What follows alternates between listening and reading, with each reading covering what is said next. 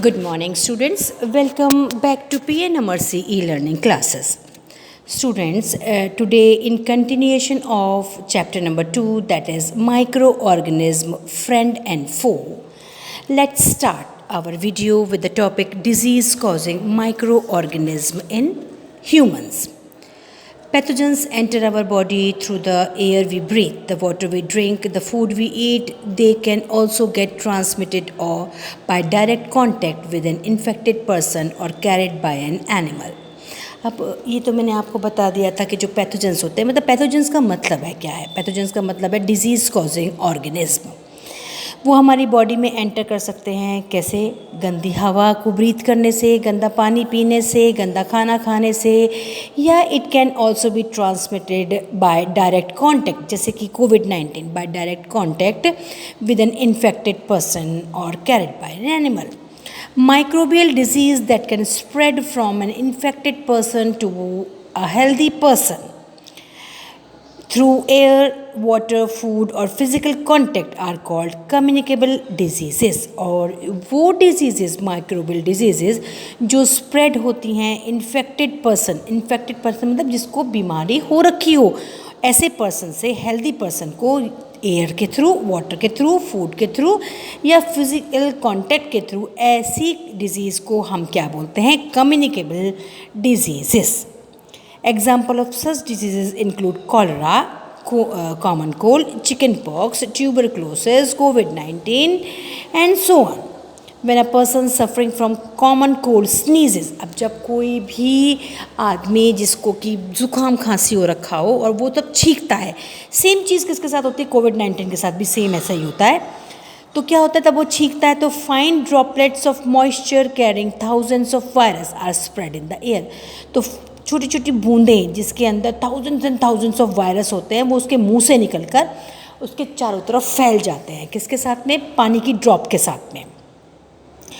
तो एयर में चारों तरफ फैल जाते हैं. द वायरस में enter the body by body of a healthy person while breathing and causing infection. और ये वायरस जो है किसी हेल्दी बॉडी के अंदर एंटर कर जाता है जब वो आदमी उसी जो इन्फेक्टेड एयर को, जिसके अंदर वो फाइन ड्रॉपलेट्स थे, जिसके अंदर हज़ारों लाखों करोड़ों वायरस थे, उसको ब्रीथ कर लेता है तो वो भी बीमार पड़ जाता है. There are some insects and animals which act as carrier of diseases. अब कुछ disease causing microbes, कुछ insects भी ऐसे होते हैं जो कैरी करते हैं disease causing microorganism को, जैसे कि आपकी हाउस फ्लाई, जैसे कि आपके मॉस्किटो. तो house fly is one such carrier. उनमें से एक कौन है? House fly. The flies sit on a garbage and animal excreta.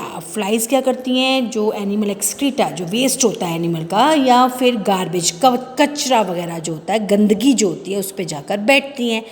तो जितने भी डिजीज़ कॉजिंग माइक्रो ऑर्गेनिज्म होते हैं, जिनको हम पैथोजेंस बोलते हैं, वो उनके पैरों से चिपक जाते हैं. और फिर जब वही मक्खी हमारे खाने पे बैठती है तो वो सारे जो पैथोजेंस होते हैं वो हमारे खाने पे फैला देती है. और फिर जब हम उस कंटेमिनेटेड फूड को खाते हैं तो बीमार पड़ जाते हैं. तो आपको सबको पता है. When these flies sit on uncovered food, they may transfer the pathogens. However, eats the contaminated food is likely to get sick. इसलिए हम जो contaminated food को अगर हम खा लेते हैं तो हम क्या हो जाते हैं? बीमार.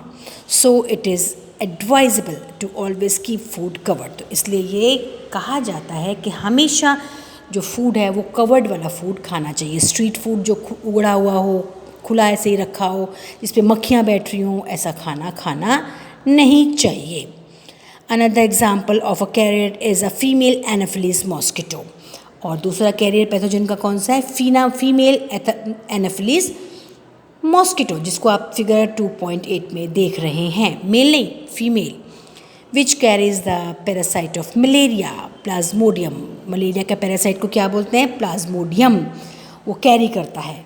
Female aedes mosquito act as a carrier of dengue fever. और फीमेल, दोनों में फीमेल ही है, मेल नहीं है भाई, हैं. तो फीमेल एडीज मॉस्किटो जो है वो कैरियर है डेंगू वायरस का. फीमेल एनाफिलीज मॉस्किटो है मलेरिया का, और एडीज़ है आपका डेंगू वायरस को कैरी करता है. How can you control the spread of malaria और डेंगू? तो अगर आपसे कहा जाए कि मलेरिया को या डेंगू को स्प्रेड होने से बचाना है तो हमें क्या करना होगा, तो ये आपको ऑलरेडी पता है। All mosquitoes breed in water, क्योंकि सब पता है कि आपको जितने भी मॉस्किटोज़ होते हैं वो कहाँ पर अंडे देते हैं, पानी में। Hence one should not let water collected anywhere in coolers, tires, flower pot, etc. तो पानी को इकट्ठे होने देना नहीं चाहिए। By keeping the surrounding clean and dry, we can prevent mosquitoes from breeding. तो अपनी सराउंडिंग को अगर हम क्लीन रखेंगे तो क्या होगा कि मॉस्किटोज़ जो है वो ब्रीड नहीं कर पाएंगे। Try to make a list of measures which help to avoid the spread of malaria. Now page number 24 बच्चों, इसके ऊपर एक आपको some common human disease caused by microorganism, इसकी एक टेबल दे रखी है। ये टेबल आपको बहुत अच्छी तरह से एकदम मेमोराइज़ करनी है, लर्न करनी है। इसमें से आपको कहीं से भी ब्लैंक्स वगैरह एग्ज़ाम में आ सकते हैं। तो ह्यूमन डिजीज़ है tuberculosis caused by bacteria, mode of transmission is air से फैलती है। और कौन फैलाता है? बैक्टीरिया।